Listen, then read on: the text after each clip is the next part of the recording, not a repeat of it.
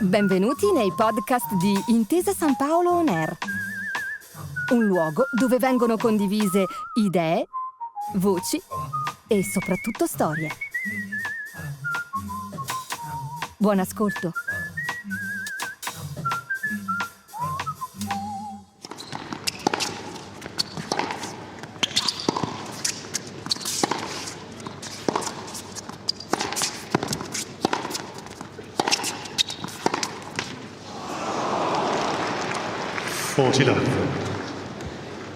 Please take your seats quickly, ladies and gentlemen.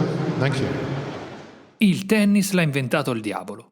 Battuta che circola, frase che gira, leggenda che si perde nella notte dei tempi e come tradizione orale vuole, di bocca in bocca, ha attraversato tutte le generazioni. Modo di dire, motto, saggezza popolare, che sia vero oppure no, e noi lo sappiamo che vero non lo è, la frase è rimasta, impigliata tra le corde della racchetta, che il tempo ha reso sempre più tecnologiche e performanti.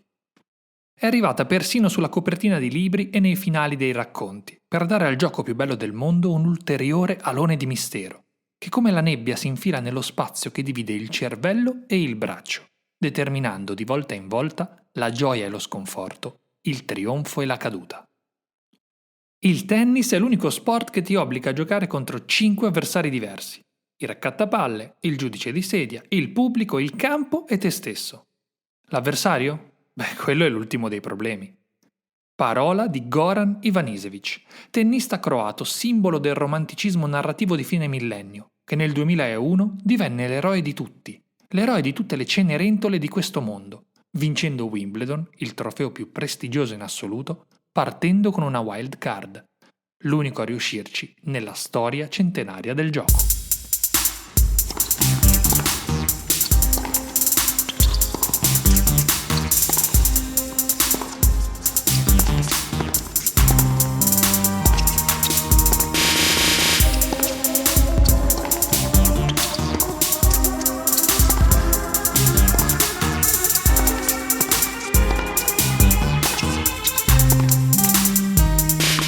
Dritto e rovescio, smash e volée, ma anche net, love e generation, terra, erba e cemento. Le parole del tennis prendono vita e ci guidano in un viaggio tra epoche diverse, campioni e campionesse che hanno cambiato il gioco, partite e tornei leggendari che si fondono in un racconto solo. La lingua è come un reperto storico, un pezzo d'arte che ci tramandiamo l'un l'altro e in quanto tale chiunque la utilizzi partecipa a cambiarla e a renderla sempre più potente e più magica. Qui andremo alla scoperta delle parole che definiscono uno degli sport più amati e giocati al mondo, ricostruendo insieme, storia dopo storia, il lessico tennistico. Il tennis allora l'ha inventato per davvero il diavolo, perché ogni equilibrio tra la mente e il corpo, tra la giocata fatta e quella immaginata, è sempre appeso a un filo, come il filo delle moire greche o delle parche romane, che tra le loro dita tenevano il destino di ogni essere umano. Ma l'ironia, si sa, si vede nel dettaglio e si nasconde nelle curiosità del gioco, che di una tanto sottile idea, come l'identità tra mano e mente, infila la sua sfida più probante proprio nello scenario in cui tutto sembra funzionare alla perfezione. La partita perfetta esiste. Peccato però che non finisca mai. La parità, infatti, è il grande inghippo del gioco del tennis. Perché nella competizione più fiera e cavalleresca che ci sia, i padri fondatori hanno previsto che il gioco possa anche non finire mai. Come in uno scambio tra grandi pugili suonati che a centro ring continuano a scambiarsi un gancio a testa, senza il gong e senza mai andare per terra. Chi batte ha un vantaggio, questo è chiaro, perché il servizio è l'arma principe, la prima, la più diretta, quella che da sola costruisce e indirizza lo scambio. Non a caso, il colpo che lo segue in ordine di tempo è detto la risposta. Ha sbagliato la risposta. Come a scuola, e si va dritti dietro la lavagna. Ogni risposta è figlia di una domanda. E nel servizio l'interrogativo all'avversario si pone sempre. Ecco allora che quando ogni tennista è capace di vincere tutti i punti giocati sul proprio servizio, il match non finisce proprio più. Agganciato all'eternità a parità, come un bimbo dispettoso al lembo della giacca di un adulto che non vuol vedere andare via.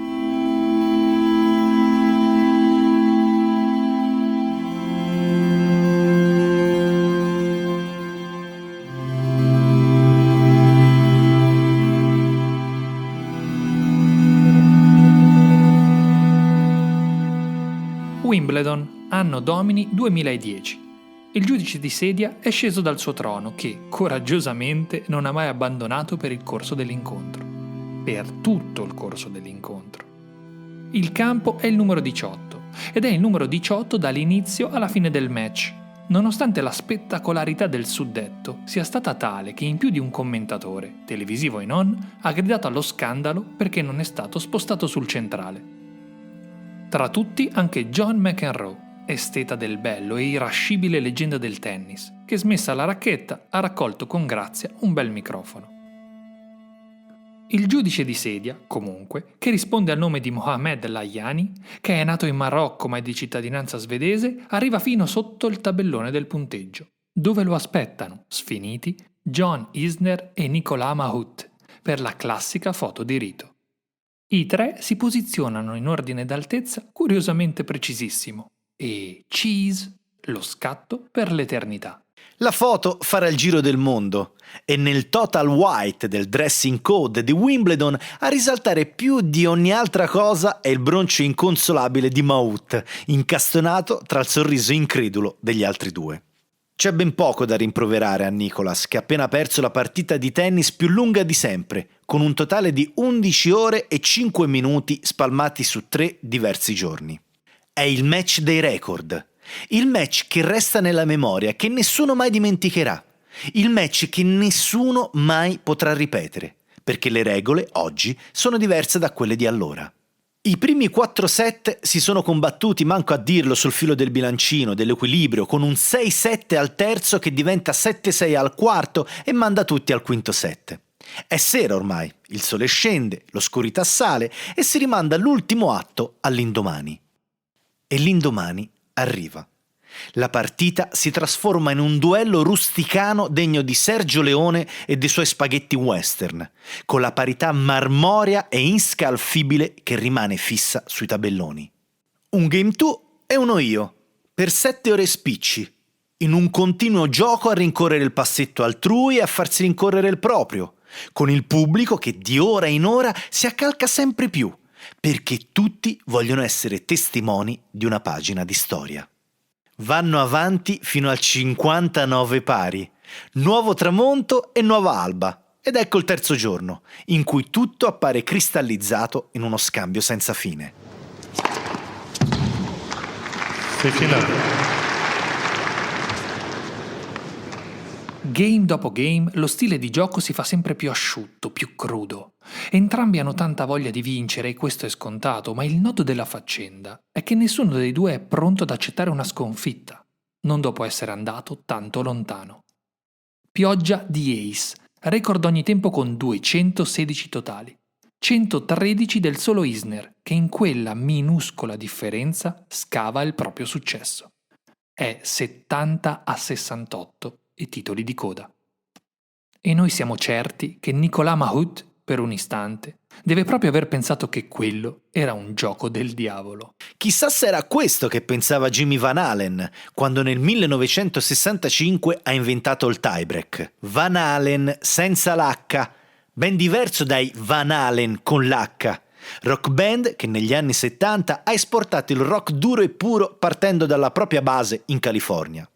No, il nostro Van Halen, mi raccomando, senza l'H, era un arbitro, che forse stanco dell'eterna parità offerta dagli dei del tennis ai loro dioscuri preferiti, inventò il tiebreak. Il tiebreak, una forma nuova ed eccitante per rompere la parità e spedire il tennis nel futuro, alla ricerca di equilibri diversi, sempre più adatti ad allargarne gli orizzonti, tanto in campo quanto fuori. E rompere la linea che da sempre separa la parità dalla disparità è un altro grande tema del tennis che c'era e del tennis che sarà.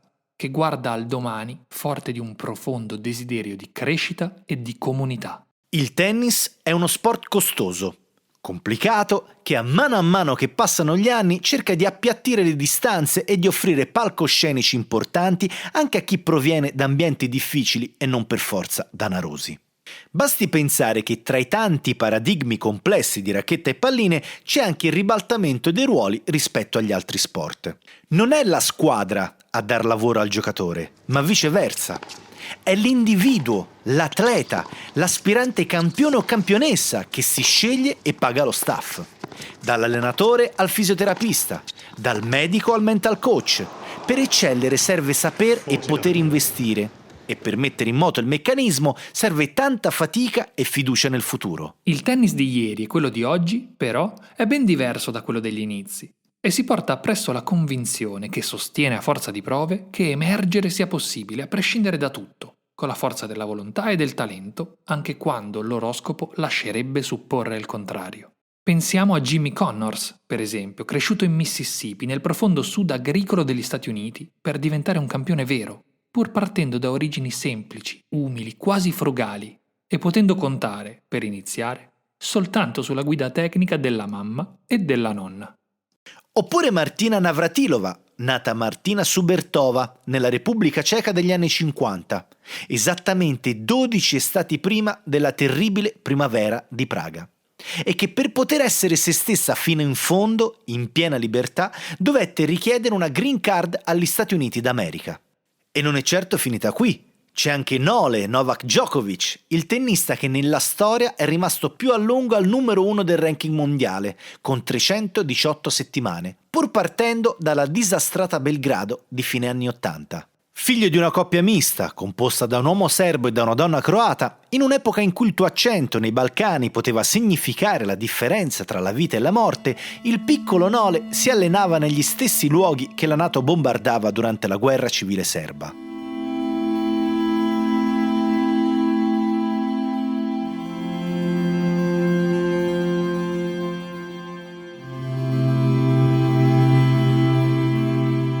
Mentre invece Vytautas, detto Vitas Gerulaitis, arrivò fino al numero 3 in classifica il 27 febbraio del 1978.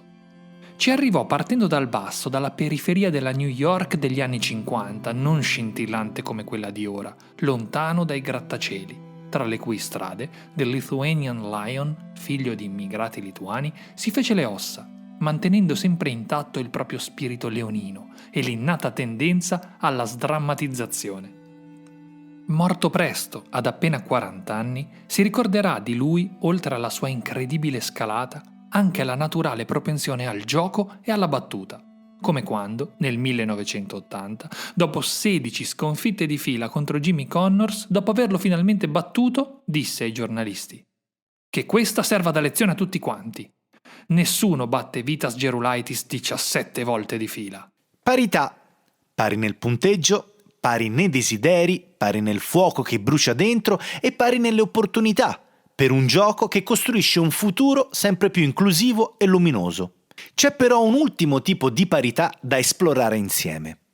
Il meglio per ultimo, si è soliti dire, perché più spinoso è un problema e più gioia c'è nel districarlo. Se è vero che lo sport è la palestra del mondo, ecco allora che la parità tra i sessi, l'equilibrio di genere, dall'esperienza del tennis avrebbe molto da imparare e tramandare. Molti temi sono facili da ignorare, perché girando lo sguardo spariscono dall'orizzonte, sotterrati da millenni di puro e semplice status quo. Lavori da uomo e lavori da donna, antichi dogmi ignari delle conquiste del presente, che troppo spesso ancora confinano qualcuno lontano dai privilegi degli altri. Poi, per fortuna, può anche succedere che la paura scompaia di fronte al coraggio, si vaporizzi. Il coraggio non è l'assenza della paura, ma la convinzione che esista qualcosa di più importante della paura stessa.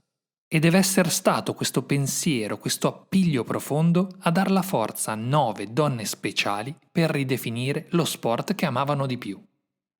Billie Jean, Peaches, Rosie, Judy, Julie, Carrie, Christy, Nancy e Valerie meritano tutte la menzione, le tenniste che il 23 settembre del 1970 decisero di stipulare il primo accordo con un circuito tennistico soltanto femminile, ribattezzandosi, per tutti e per sempre, The Original Nine. Le Original Nine erano imbestialite dalla disparità che la nuova era Open, quella del professionismo iniziata nel 1968, riservava alle donne. E quando al torneo di Los Angeles fu reso noto che il premio monetario per il torneo femminile era 1/12 di quello maschile, decisero di cambiare il proprio destino. Le 9, guidate da Billie Jean King, vennero osteggiate, insultate, derise, prese sotto gamba e non solo. Molti sponsor si sfilarono, rifiutando di investire sull'immagine di atlete riottose e incapaci di stare al proprio posto. La stessa King, che nel 1973 avrebbe anche sconfitto un uomo nell'incontro passato alla storia come la battaglia dei sessi, pur ammettendo la paura e pur riconoscendo i rischi corsi, ebbe a dire che il loro era uno scopo troppo alto per mollare, perché volevano che ogni ragazza del mondo potesse avere la possibilità di giocare e, se abbastanza brava, di vivere di tennis. Non fu semplice e non fu facile. Ma cosa di reale valore lo è? Il potere costituito non concede nulla, neppure ai giusti, senza una rivendicazione di coraggio. E le 9 avviarono un processo di cambiamento che ha trasformato in meglio lo sport e di conseguenza anche il mondo in cui viviamo. Nel tennis i montepremi maschili e femminili dei principali tornei sono identici e la parità non è più soltanto il tranello del gioco inventato dal diavolo per non far finire mai le partite che preferisce, ma è un valore profondo, puro e assoluto, che detta la rotta, che guida gli spiriti e che ispira le prossime generazioni.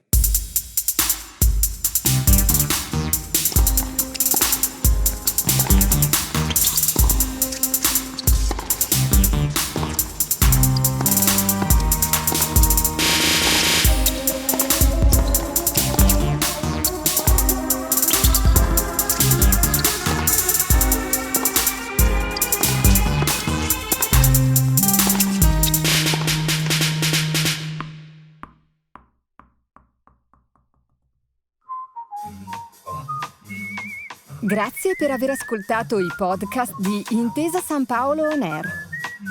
Al prossimo episodio.